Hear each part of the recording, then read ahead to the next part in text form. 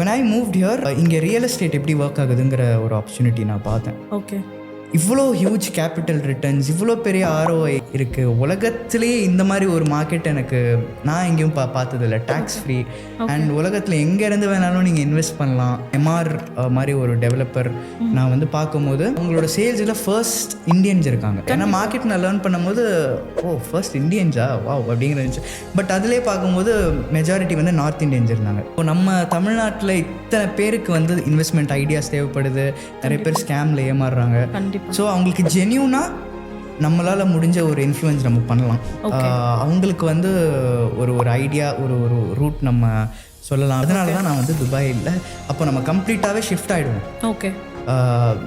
நம்ம இதை பார்ப்போம், இது வந்து ஒரு பெரிய விஷயம், இதை வந்து நம்ம சீரியஸாகவே எடுத்து பண்ணுவோம் அப்படிங்கிறதுக்காக இதை நான்